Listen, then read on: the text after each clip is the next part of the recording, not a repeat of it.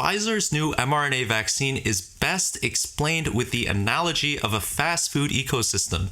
So imagine this: the cells in your body are like McDonald's restaurants. Every day, orders are placed for various food items and beverages, McFlurries, McDoubles, large Cokes, etc. And these food items are created in the cytosol, aka the kitchen. And then they're transported to different parts of your body via Uber drivers.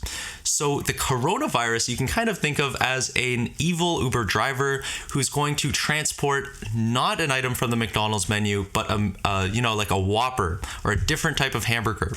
And once this evil Uber driver gets to your door, you see that he's holding a Whopper. You can't tell the difference between a Whopper and a McDonald's sandwich. And so what you do is you let this guy into your house.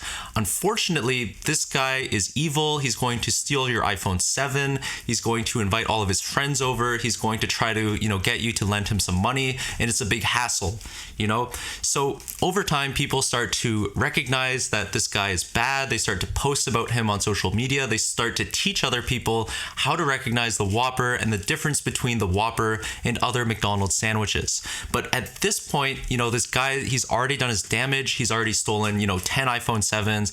He's already stolen, $300, and he's hotboxing your living room. So in a perfect world, what we want to do is we want to prime our immune system to be able to recognize this guy so that he can't do any damage before he comes.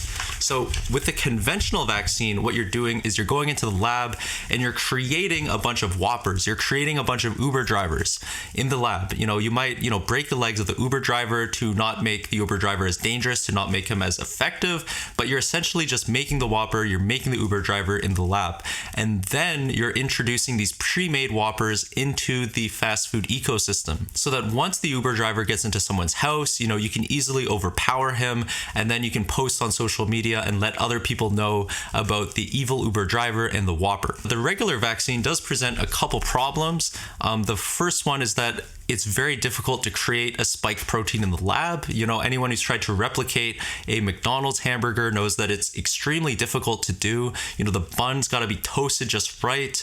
The patty's got to be toasted. You've got to cook the patty to the golden brown coloration. And, it's just not something that you can do very easily. So same thing's true when you're trying to create a spike protein.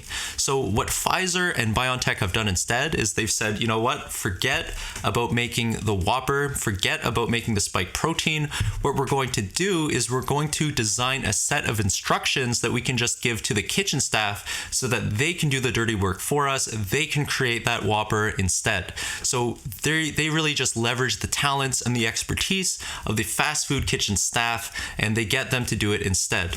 And that's pretty much what an RNA vaccine is. It's just a bunch of instructions that you put into the body so that your cells manufacture the protein itself, and then the foreign protein elicits some kind of immune response that's going to prime your immune system to be able to combat that foreign protein in the future. And the beautiful thing is that once you start cooking those hamburgers in the kitchen, once you start making those Whoppers in the kitchen, once you start, getting the cells to actually translate that spike protein themselves, it's not only the customers that are complaining on social media about the Whoppers. Now you have the kitchen staff complaining, you've got the delivery drivers who know something's up, because they're supposed to be transporting McDonald's sandwiches. They're not supposed to be transporting Whoppers. And so what that translates to is a much more robust immune response. So you've got that antigen presented on the MHC1 and MHC2. And your body is going to be able to fight that coronavirus in the future much more effectively